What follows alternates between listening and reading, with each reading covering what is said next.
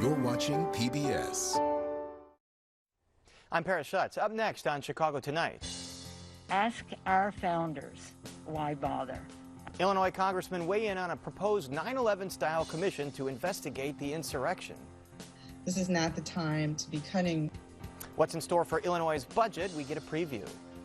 And what is President Biden's plan on student debt relief? And will it satisfy other Democrats? All that and more 2 minutes from now on Chicago Tonight. We just went back to Africa. On Finding Your Roots, musician Pharrell Williams. I have to say I'm forever changed. And actor-director Casey Lemons. I feel very proud of my American heritage. Finding Your Roots. Tonight at 8 on WTTW. The black church has been the root of the most celebrated aspects of black culture. The role of music in the black church, it's everything. It's something about those songs that brings joy. Tonight at 9 on WTTW. Programming on WTTW is made possible in part by viewers like you and by the following. Hey, bud, how's pajama day? It means school picture day. No. Life isn't always simple, but eating Heart Smart for American Heart Month is. Look for displays of heart-healthy California walnuts at Jewel Osco.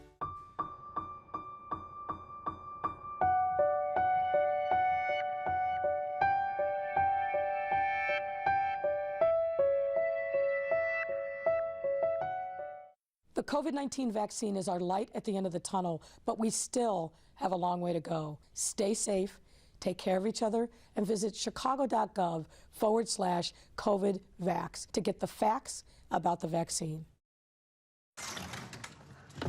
Hey, bud, how's pajama day? It means school picture day. No. Life isn't always simple, but eating Heart Smart for American Heart Month is. Look for displays of heart-healthy California walnuts at Jewel Osco. WTTW programming originates from the Renee Crown Public Media Center.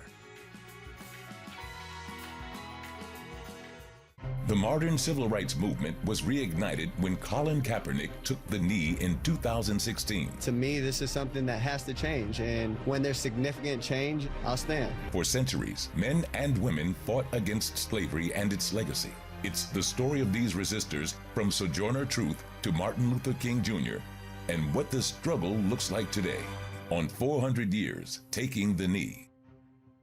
Thursday at 9 on WTTW. Hi, I'm Brian, and you're watching WTTW.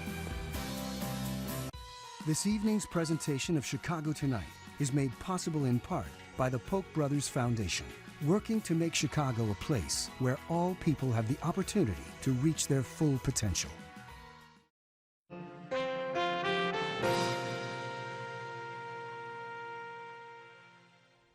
Good evening and welcome to Chicago Tonight. I'm Brandis Friedman. And I'm Paris Schutz. On the show tonight, ask our founders, why bother?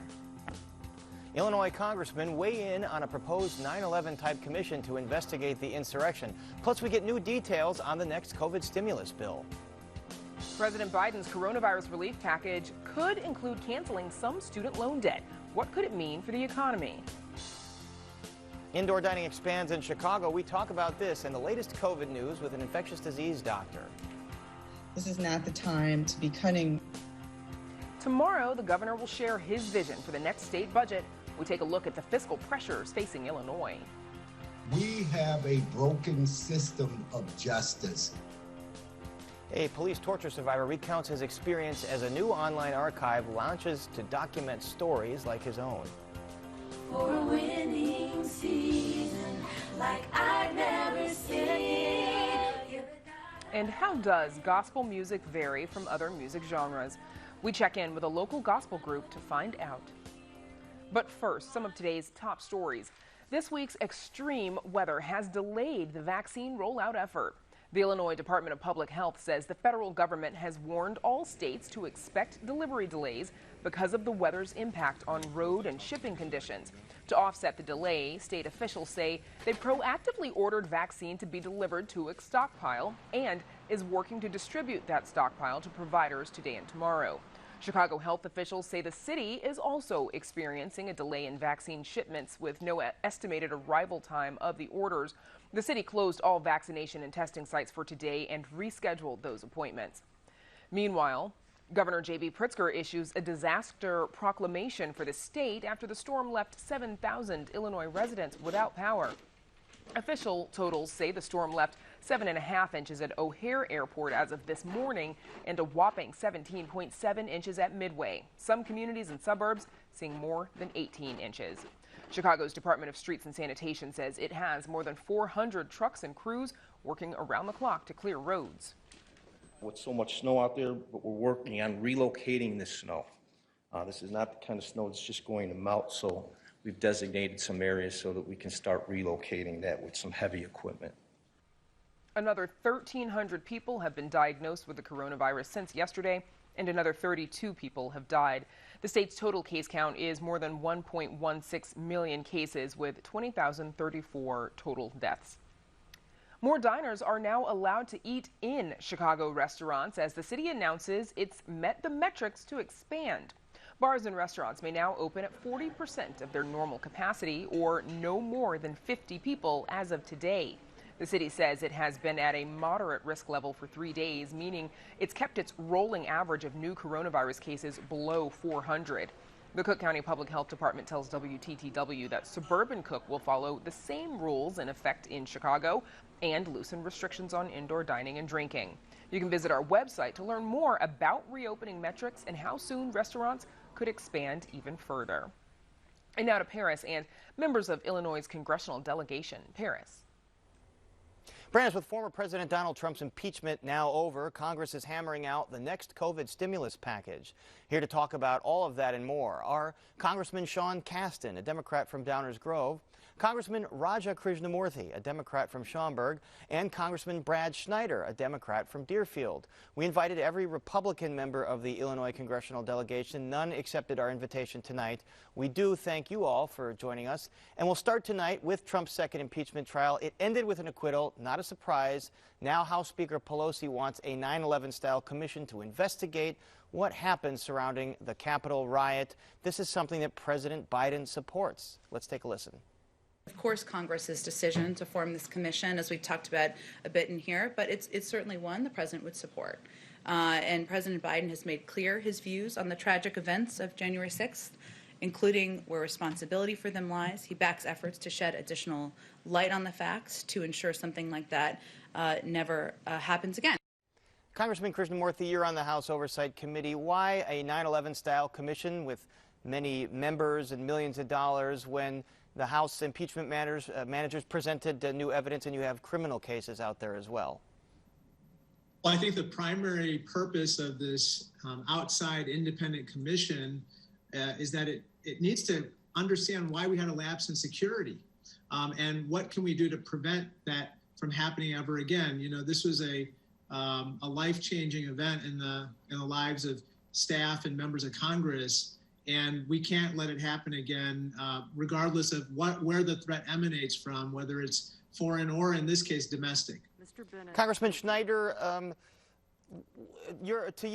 what will a commission like this accomplish in the end? And will it be bipartisan, or is this liable to devolve into the typical kind of partisan polarization we see now? Well, I sure hope it will be bipartisan. We've seen members of both parties talk about what happened on January 6th. This was an attack not just on the Capitol and the people working there. It was an attack on our government, on our Constitution, on our democratic republic. So we need to understand where were their breakdowns. This attack was predictable, it was preventable, and it should have been managed much better. How do we make sure nothing like it ever happens again? But then also, how do we take the lessons for the future to strengthen our republic and make sure our children's generation appreciate the fragile democracy that we have fought so hard to preserve? Congressman Casten, as we mentioned, the impeachment ended in acquittal in the Senate. What was the point of impeachment, given that the outcome was never really in doubt? If we decide not to do things based on what we think is going to be the outcome, we have failed at our jobs. every single one of us, and I would submit even all the Republicans, knew exactly that this was a problem. You can listen to Ted Cruz saying when he was running for president that Donald Trump was inciting violence against people. He knows that. Then you see him during the trial going and leaving his position as a juror to go sit with a defense witness. If we were to decide that we should not honor our oath to the Constitution, that we should not do our duty to protect the Republic from someone who would incite violence, who, for the first time in history, members of his own party voted against him. Remember, when Johnson was impeached, no one from his party voted against him. When Clinton was impeached, no one from his party. 7 Republicans voted against him. They know where this is. We have a duty to protect the Republic from that, and while I'm disappointed that 43 senators didn't sign on, I think it's appropriate that 57 did. Yep, the final tally of 57-43 in favor of conviction. Let's listen to what House Minority Leader and House Speaker Pelosi said after the impeachment acquittal. There's no question, none, that President Trump is practically and morally responsible for provoking the events of the day. If we were not to follow up with this, we might as well remove any penalty from the Constitution. Congressman Krishnamurthy, another possible follow-up, a vote on censure of the former president. Is something happening with that? I don't know. I think that, at this point, perhaps the verdict was censure enough. It laid out a historical record which everybody for generations to come will understand happened in a lot of detail on January 6th. All that being said, I think that the fact that 57 members decided to vote to convict the president is a damning statement about this presidency, a twice impeached president who ended up leaving in ignominy from the Capitol. And Congressman Schneider, you are part of a caucus that has a bill out there to combat domestic terrorism. Senator Durbin has also introduced bills to this effect. Tell us what exactly those bills would do.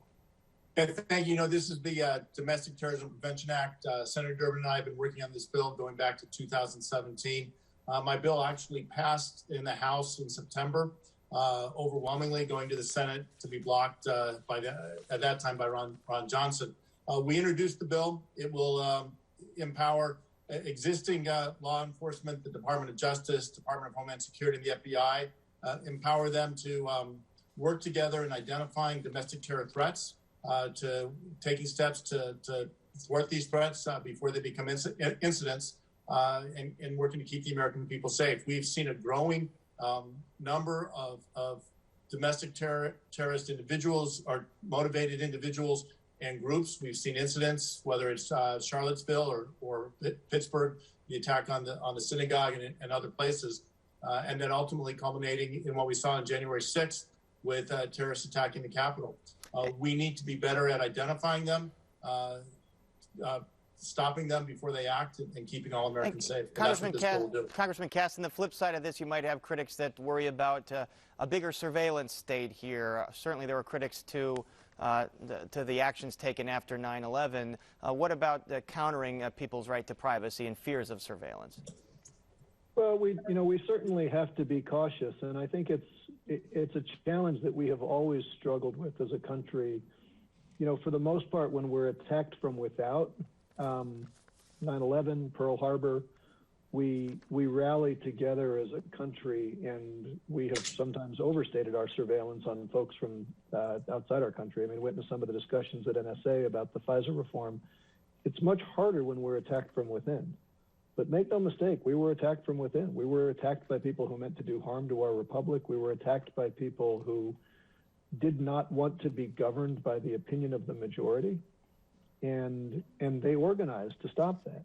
They organized in ways that our intelligence agencies were monitoring, but didn't have the tools to combat.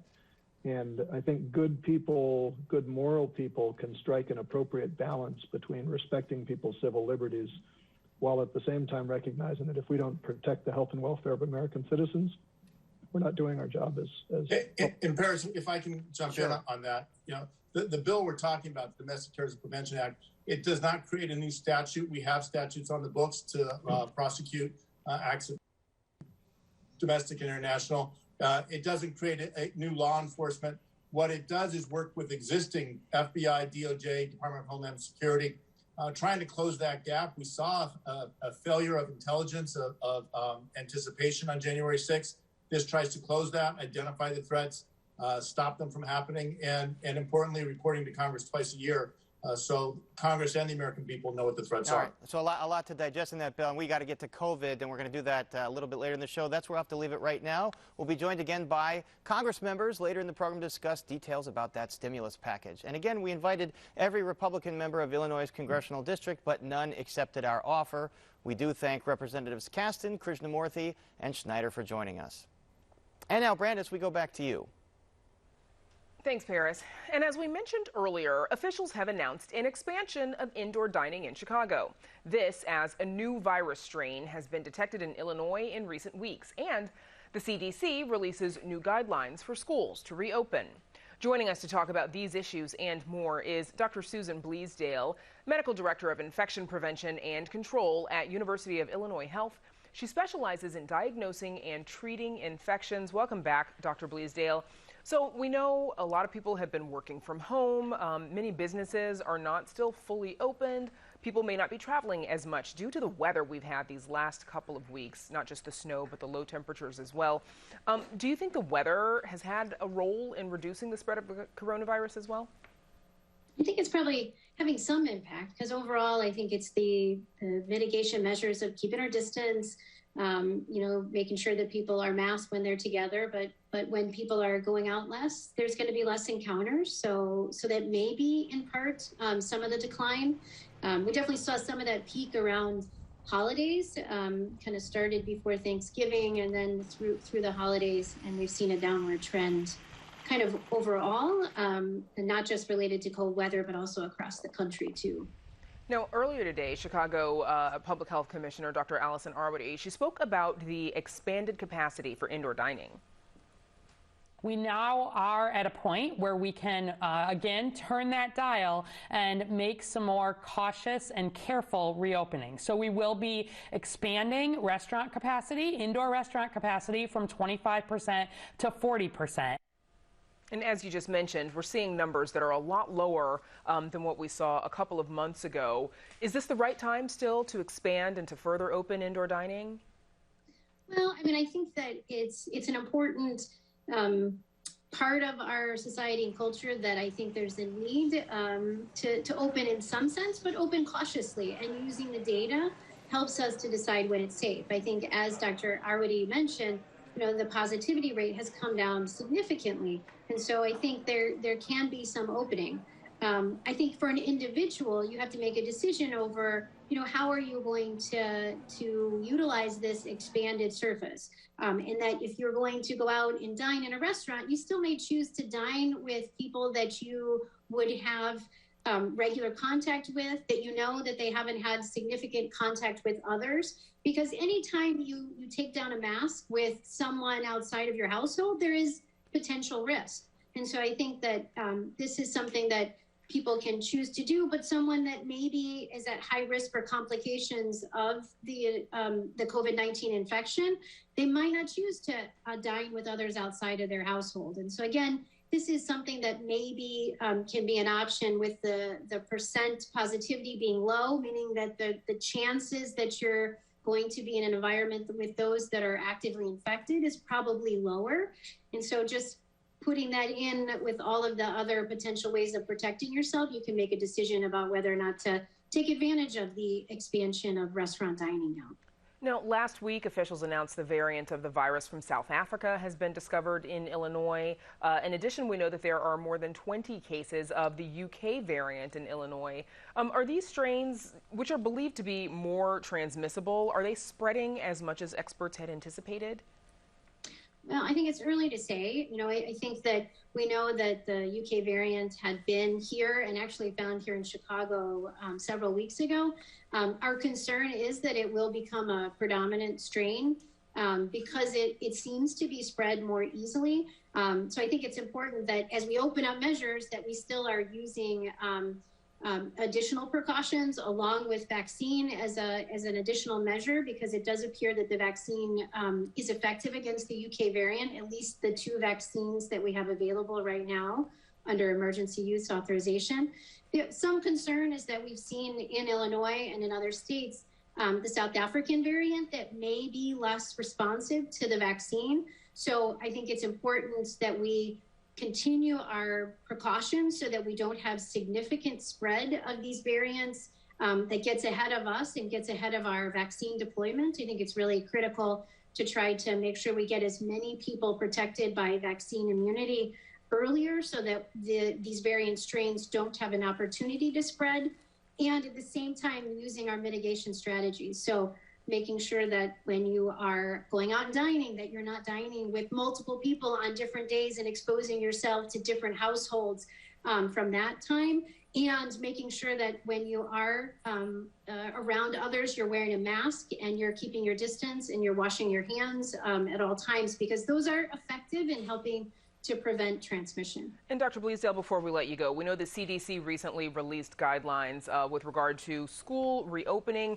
They say that vaccinations should not be a prerequisite for opening schools. What should schools and teachers be focusing on in the return to classrooms? Well, I mean, a vaccine is an additional protection, but we know that there are other ways of mitigating transmission. And there have been several schools that have been open throughout this fall, and there is good data that that risk is actually significantly reduced with mask wearing and distancing and all of the guidance that has been provided for schools. And so really, the ability to open schools is to open schools safely with appropriate measures. You know, vaccine is part of protection, but it really isn't a sole, it can't, if people are vaccinated, they can't stop wearing masks and get together. And so that's really not the deciding factor. The vaccine will help us to as we get more general vaccine uptake and more general immunity, that will help us to slow this transmission to be able to open things up eventually in a more significant fashion. Certainly. But we really can't wait to open up schools until people are vaccinated, because we can do it safely with these other mitigation strategies. Certainly when the weather gives us a little bit of relief as well. Dr. Susan Bleasdale, thank you for joining us. Thank you. Up next, details on President Biden's proposal to cancel $10,000 in student loan debt per borrower. Stick around. Good evening and welcome to Chicago Tonight, Black Voices. What do you believe prevents a strong coalition of Black and Latino communities forming across the communities? I want us to, as a nation, to find a way to come together. Go down the block, get it from someone local, and keep the money in the community. Black joy and the Black experience is magical.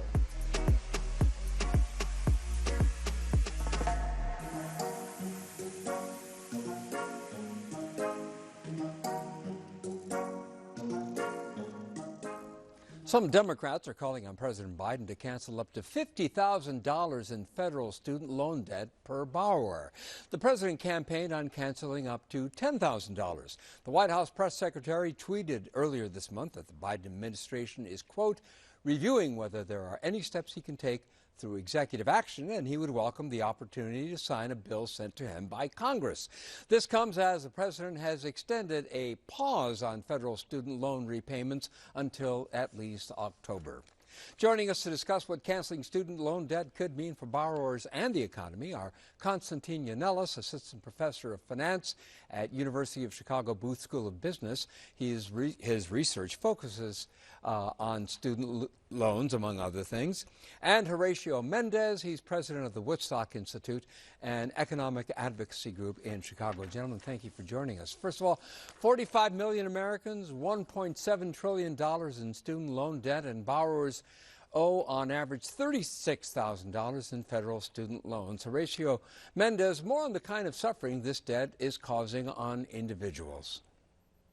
Well, there's a lot of pieces to the puzzle here. Obviously, not all debt is created equal. There's debt that's affordable based upon what income you're able to get. And a lot of that happens to do with the education you got, the school you went to, and the job that you were able to get afterwards. There are others that may be saddled with debt because they weren't able to finish a program, or a for-profit school that saddled them with really high and unaffordable debt. So that falls disproportionately, like most things in the economy, on low and moderate income and communities of color, especially here in Chicago. We see a lot of it. Constantine Yannalis, more on who would actually benefit from this. Your thoughts?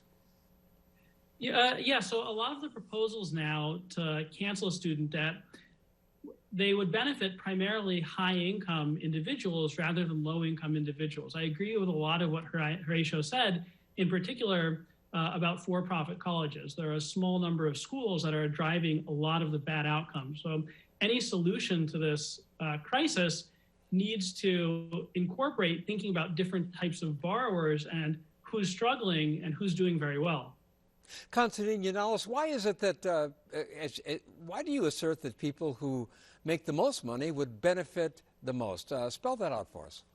Because they have higher levels of student debt. And the reason for that makes sense if you think of it for a couple of seconds. So if we think of people like doctors, lawyers, a lot of business people have MBAs, they went to college for a large number of years and hence borrowed a lot, but they also earn a lot of money. On the other hand, if we look at people like high school dropouts or other people who didn't go to college, they don't have any student debt. So if we look at the relationship between student debt and earnings, people who borrow more to go to college tend to earn more. And Horatio Mendez, do you agree with that, that people who would benefit from this would primarily be people who make more money because they're in careers that required more education? Yeah, I think there are a variety of different angles to this conversation. Student debt has consistently been disproportionately held by higher income families. The data that we've been able to see from the Urban Institute, the Federal Reserve, et cetera, they found that over 50% of the outstanding debt belongs to the top 40% of the income ladder.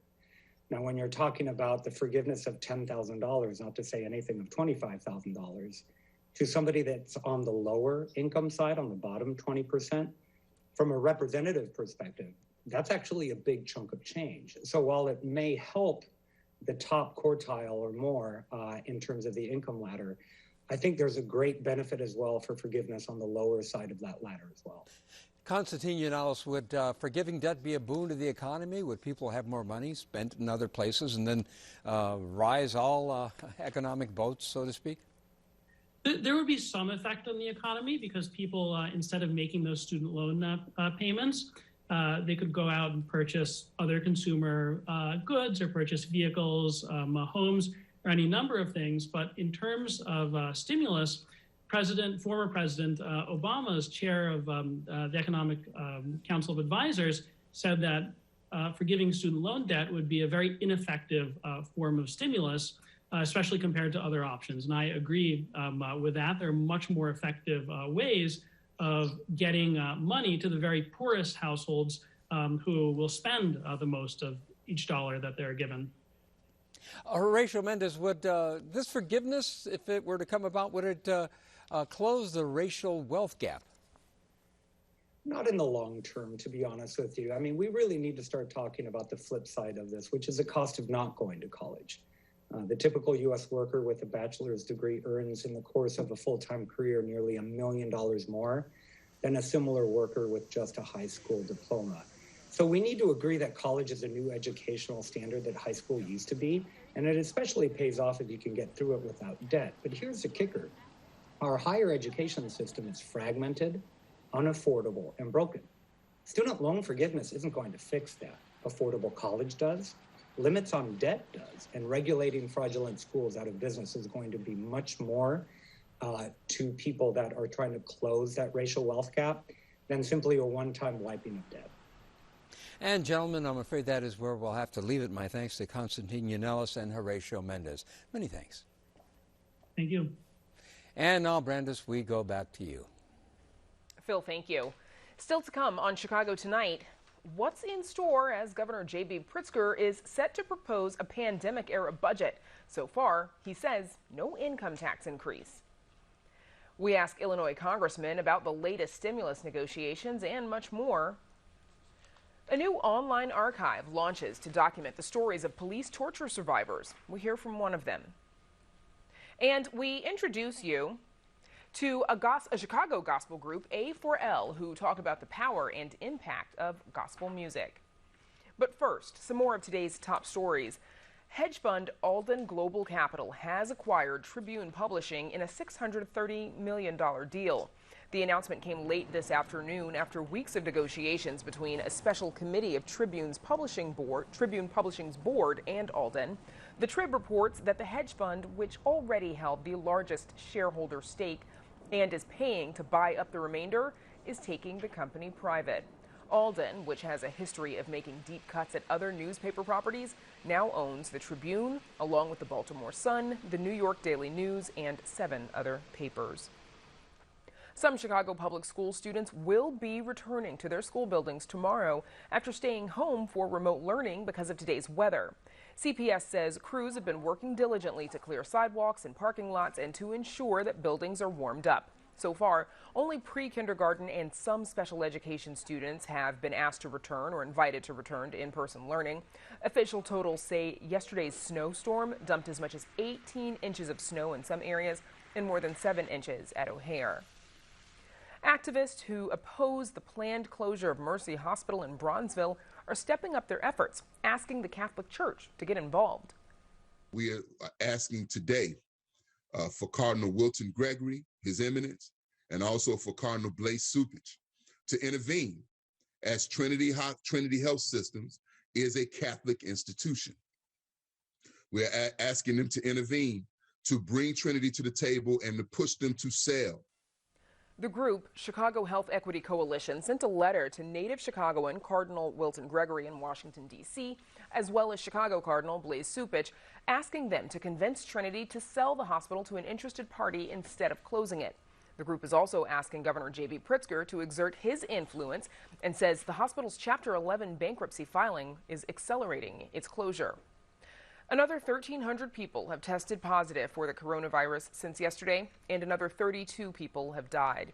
The state's total case count is more than 1.16 million cases, with 20,034 total deaths. And now back to Paris for a preview of tomorrow's state budget address. Paris. That's right, Brandis. The coronavirus has wreaked havoc on people's lives and also on government budgets. Governor J.B. Pritzker will tomorrow propose his ideas for getting Illinois through it. And Amanda Vinicky joins us now with a preview. Amanda. Paris, if Governor Pritzker had his way, things would look a lot different. He'd have an extra $3 billion to work with. Instead, in November, Illinois voters soundly rejected his plan that would move Illinois to a graduated income tax structure and raise that revenue. The day after the election, Pritzker warned it would have budget consequences. There will be cuts, and they will be painful.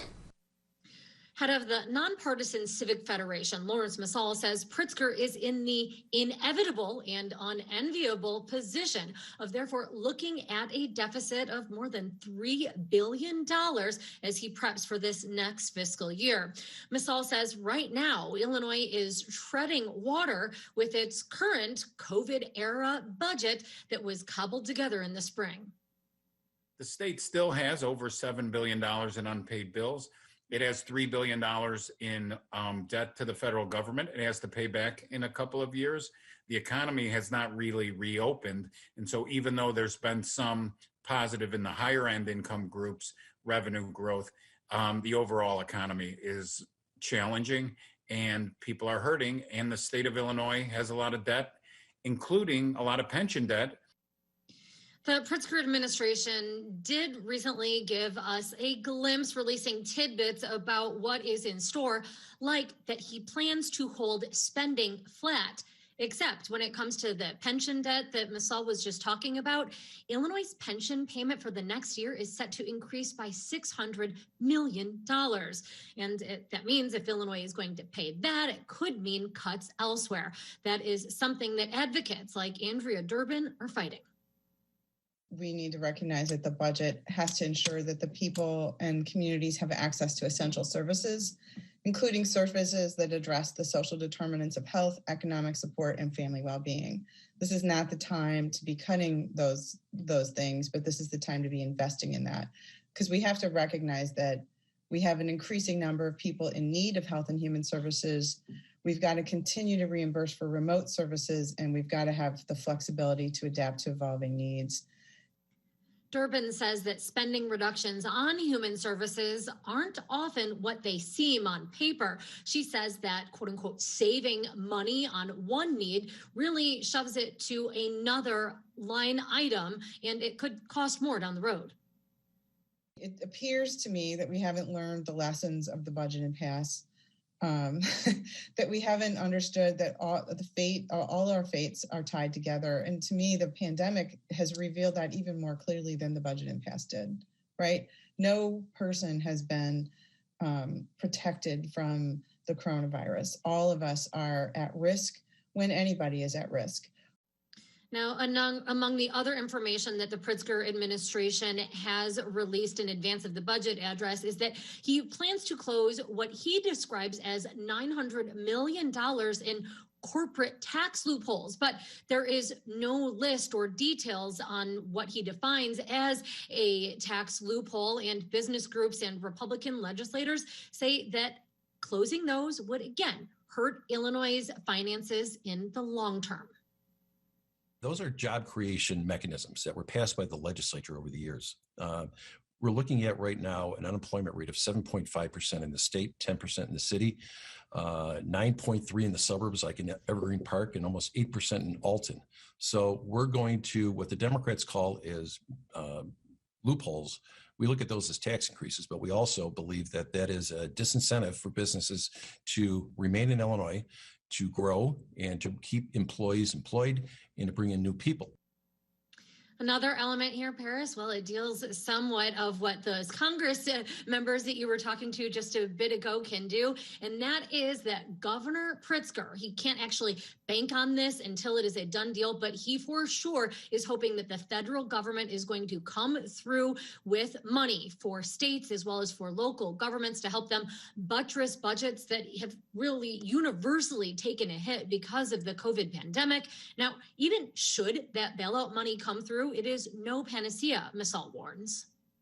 Even if the federal government comes forward under the best case scenario right now of $7.5 billion in new revenue support for the state of Illinois as part of the new Biden and new federal Congress relief package, it's short-term money. It's going to be spent, and then there is going to be, again, a structural hole.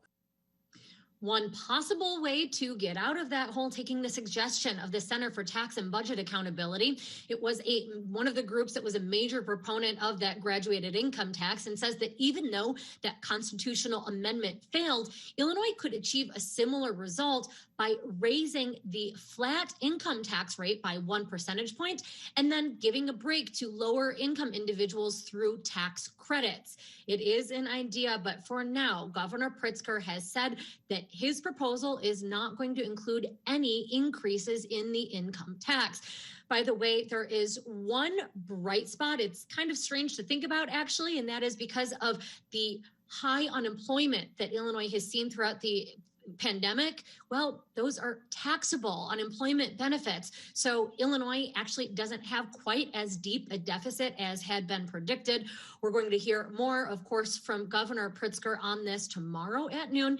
And then we will be dissecting the governor's plan right here on Chicago Tonight, tomorrow evening. So with that, Paris, I'll send it back to you. Thanks, Amanda. And earlier in the program, members of Illinois' congressional delegation discussed an impeachment commission, and we're joined again by Representative Sean Casten, Raja Krishnamurthy, and Brad Schneider. Representative Krishnamurthy, to the $1.9 trillion stimulus, $350 billion to state and local governments. Tell us how much exactly will be coming to Illinois state government and then the city of Chicago, Cook County, and other governments like that. Sure, thank you. This actually was the piece of the package that's within the jurisdiction of my oversight committee, where I'm a chairman of the subcommittee with relevant jurisdiction. And $13.2 billion overall will come to Illinois. The state of Illinois will get $7.5 billion. The city of Chicago will receive $1.8 billion. Cook County will receive $1 billion. And then the municipalities and villages will receive the rest. This is vital aid to make sure that services are not cut and taxes are not increased. So I'm proud to help to pass this late on Friday night at 9 p.m. And now it goes to the floor. And Congressman Schneider, it goes to the floor. There's other parts of this bill, the 1,400 direct checks, and then a $15 minimum wage. Is that something you think will pass and then be successful passing the evenly divided Senate? We'll see. Look, Illinois already has a $15 minimum wage projected. We'll have that by 2025, similar to what's in the bill. The people who are on the front lines working, keeping us safe, filling our grocery store shelves, many of those are low wage, often minimum wage jobs. The bottom line is no one should be working full time and living in poverty. So we need to raise the minimum wage at a national level like we've done in Illinois. Illinois is setting the standard. But the most important thing, as you touched on, is getting relief to the American people. Those $1,400 checks, the extension of unemployment beyond March 14th, the assistance to our small businesses that are literally hanging on by their fingernails, all the things that were approved last week in the Ways and Means Committee. Part of the package has gone through, as Raja mentioned, the Oversight Committee. The Education and Labor Committee has a piece. We'll put that all together. It'll pass the House, I'm quite certain and quite confident, and we need it to get through the Senate and onto the president's desk. And Congressman Caston, you're aware that Republicans were opposed to that $350 billion state and local government package. Their criticism was that they didn't want federal money bailing out governments that had gotten themselves into pension problems, and that is Chicago and Illinois. So is it safe to say that this money is not going to bail out beleaguered pension funds? It's going where it's needed. Well, I've never quite understood why politicians don't advocate for bringing money back to their local districts and states. Certainly those of us on this call are advocating for Illinois. Every state in the country, every governor, Republican and Democratic, is really squeezed by collapsing revenue.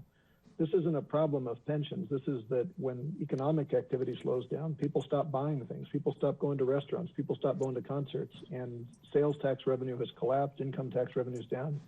And if we want to continue to have sanitation workers, police, fire workers, if we want to continue to get our streets plowed in these snowstorms, we need to make sure that those resources are there. And the single biggest drag on economic growth going forward, according to all the economists who brief us, is significant unemployment in the public sector. 1.5 million public sector jobs have been lost.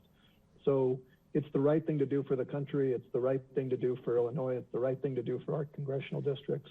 And it will confuse me till the day I die why that has become partisan. Certainly local governments are probably plowing through their snowplow and salt budget the last couple days here. Congressman Krishnamurthy, we all know that the vaccine distribution has gone slower than perhaps most of the American public would like. The Biden administration says it's up 60% now over where it was when they took over. What does that portend for Illinois, especially since the governor wants everyone over the age of 16 that has a pre-existing condition to be eligible by the next week? I think it means that we're going to have greater supply to be able to accomplish that mission, Paris. Just so your viewers know, now we have 40 million people in the country who've at least received one shot. And in Illinois, I think the numbers are going to continue to improve for at least two reasons. One, the supply of the Moderna and Pfizer vaccines are increasing each week. And two, there's going to be another vaccine coming online pretty soon, namely one from Johnson & Johnson, and that's a single shot vaccine that doesn't require the same cold chain, so to speak, the deep freezers and so forth. I just got appointed to the Special Select Committee on the COVID response, and so I want to make sure that Illinois gets its fair share, but all Americans get a shot in the arm, literally ASAP. Yeah, and so that might help the logistics with that Johnson & Johnson. Congressman Caston, Dr. Fauci said that even with all these new vaccines coming online, it could be June until the general public is eligible to get a shot. Is that what you understand?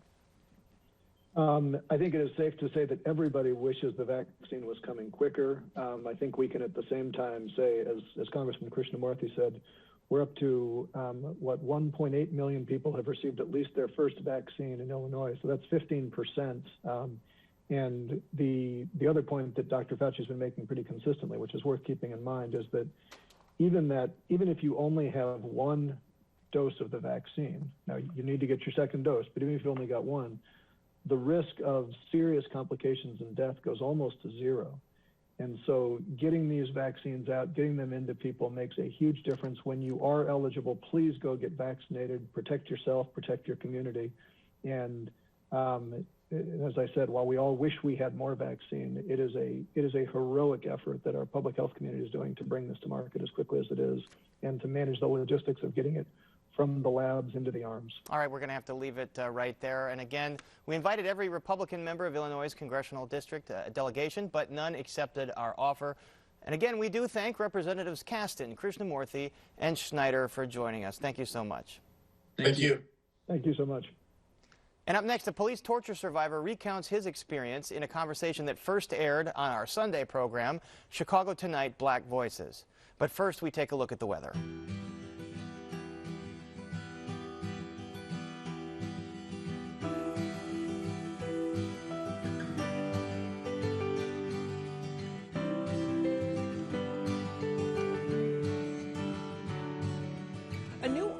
Archive documenting the stories of police torture survivors was recently launched by the journalism nonprofit The Invisible Institute. The Chicago Police Torture Archive details the experiences allegedly inflicted by former police commander John Burge and his group of officers known as the Midnight Crew, who reportedly tortured suspects to coerce confessions. For years, activist groups campaigned for reparations for the survivors, which the city agreed to in 2015. Among the terms of the reparations package was what became the Chicago Torture Justice Center in Englewood. The center offers services to survivors that address the trauma of police violence. Survivor Mark Clements is among those whose story is told in the archive. He was tortured to confess to a crime in 1981 when he was just 16 years old. Clements was incarcerated for 28 years before his conviction was overturned in 2009. Today, Mark Clements is a community organizer with the Chicago Torture Justice Center, and he joins us tonight. Also joining us is Aislinn Pulley, co-executive director of the Chicago Torture Justice Center. Pulley also founded the Chicago chapter of Black Lives Matter. Welcome, both of you, to Chicago Tonight, Black Voices, and thank you for joining us. Mark Clements, let's start with you, please. Since your exoneration more than a decade ago, you've been doing a lot of work in the social justice realm. Tell us a little bit about that work and why it's so important to you.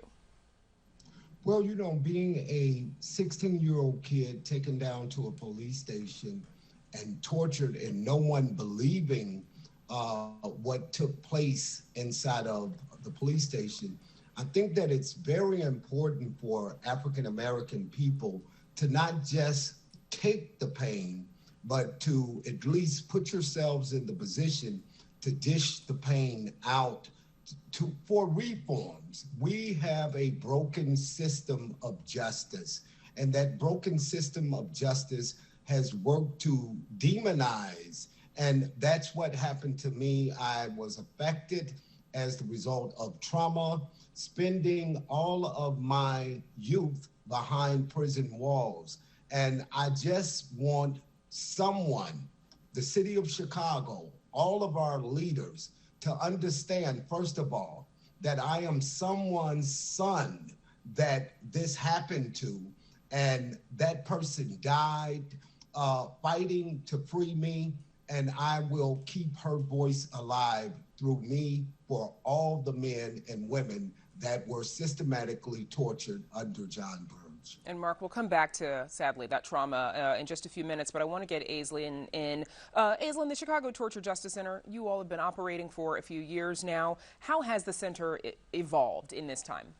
This year will be our 4th birthday, and we have provided, we provide services to anyone directly or indirectly impacted by police violence. So that means, of course, our services are free to torture survivors, but they're also free to families whose loved ones have been killed by police, or for individuals who they themselves have experienced violence at the hands of police or indirectly experienced violence. And so that means that we incorporate a community counseling model, which means that we understand the multifaceted ways in which state violence, in particular police violence, can become a very isolating reality for folks. So that means that our clinicians see people in the office, of course, but also go out into the community and go into people's homes. This was pre-pandemic, so we've made adjustments because of that. Aislinn, why do you think it's important to have the stories of the torture survivors archived and documented the way the Invisible Institute has done? Because it helps to write history. And some of what we've seen over the course of the decades-long fight to expose the truth is that these stories were originally denied and repressed from seeing any light of day. And it took decades of survivors refusing to remain silent and to continue to tell their stories over and over and over again. And it's important that that continues, because there's a big chance, as we can look to just recent episodes that have happened now in this country, where revisions happen around history. Another important aspect is that torture continues. This hasn't ended. So this is not a dark period in Chicago's history. This is something that continues to this day. It didn't end with Burge. Back when the Chicago Torture Justice Center opened in 2017, I had the opportunity to interview someone on your staff there, another torture survivor, Daryl Cannon. Here's a little bit of that interview at the time. Not only did you tortured me physically, mentally, but you tortured me by placing me in prison wrongfully. And I lost everybody while I was in prison, my mother, my father.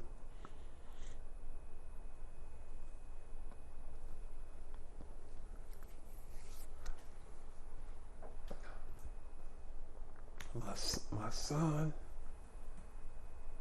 I don't have pain. I get mad. I get so mad that I get emotional. And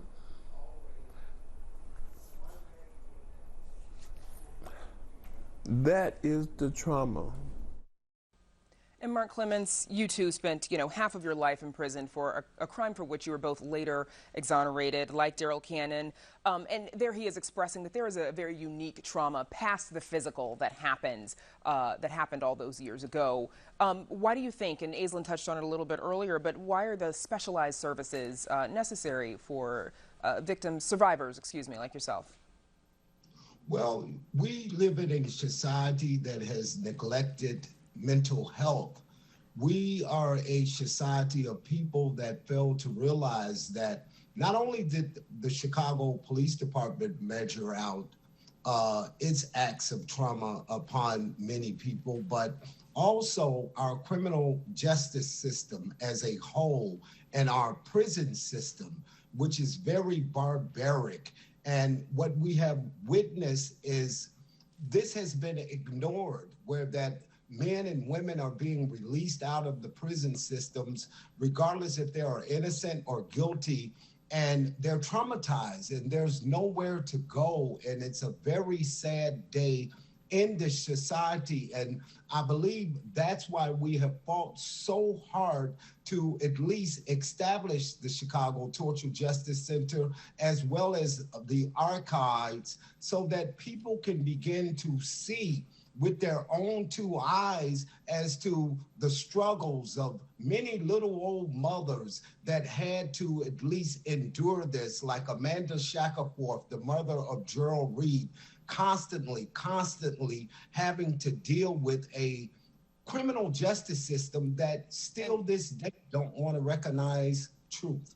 And Mark, I thank you so much for sharing your story with us, and Aislinn Pulley for joining us as well. Thanks to you both for the work that you do. Thank you. Thank you. Back with more Chicago Tonight right after this.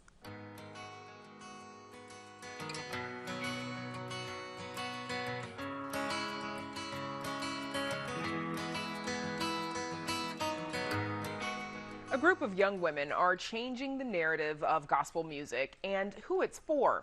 Arts correspondent Angel Edo meets a band of sisters who are on a mission. Seated in majesty, you are the risen King. Meet gospel group A4L or All for Love. As I open my soul, take control of my emotions. I love you, simply love you. They're four sisters on a mission to share their love for Christ through gospel music. The word gospel means good news. And so it's just really great to be able to share a message of hope and encouragement to people. Until I wake with your seal upon my heart. It's just a culture of our family, just from our dad being the owner of MusicNet, as along with his brother, one of the proprietors. They really did instill in us, just like as a father, just like hum the one in the song. Like he made sure we knew the music theory and understand that, like the number system, and like come to this piano, find the G, find the C. So I think it really birthed from just like our DNA and just being his daughters. They say the diverse music training from their father and uncle, Alan and Aaron Franklin at the MusicNet School of Music, helped them narrow their focus. Gospel music brings life and hope. And I'm just happy that they chose that route. It's something when you leave a gospel concert, you have a feeling like of hope and you're uplifted, and it's just a different feeling. Gospel music is so like broad, like you have a lot of like range, like from choirs to quartet to now I feel like now this like the worship gospel is coming to like a new heights. And so I think like we kind of been exploring what our niche is in the gospel world and in gospel music. So it's been fun to kind of just have those liberties.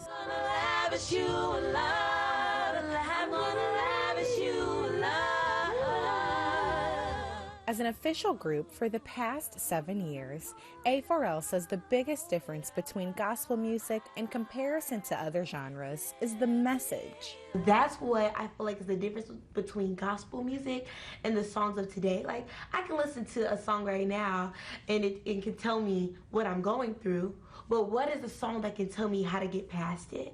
And so that's what gospel music does. You listen to it and you're like, wow, not only am I going through a trial, but Jesus is the one that can get me through it. There's messages that are put in the music too, so you may forget everything the pastor may say, but there might be a song that really blessed you, you know, or a song that really like, that gave you hope or encouraged you or gave you freedom.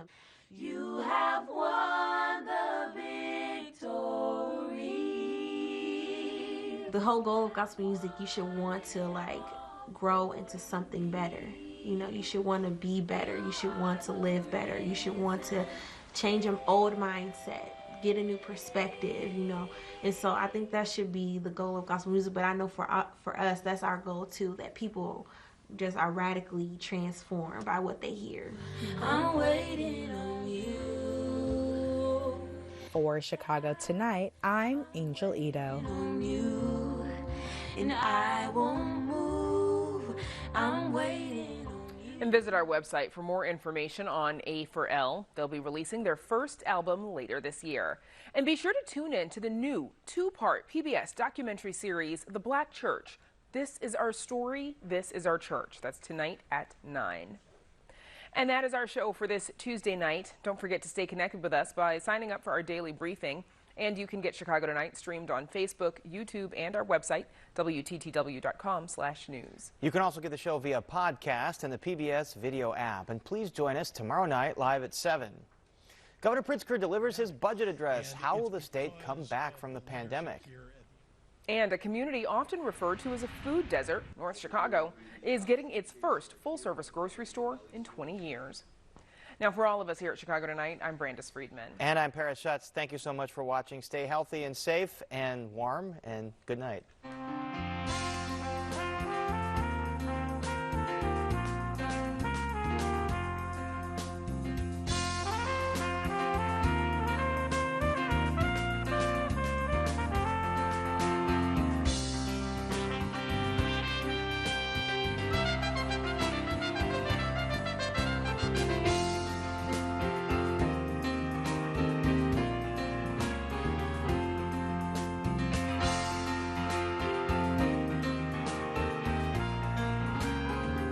Closed captioning is made possible by Robert A. Clifford and Clifford Law Offices, a Chicago personal injury and wrongful death firm, sponsoring a free continuing legal education program for over a decade for lawyers across the state.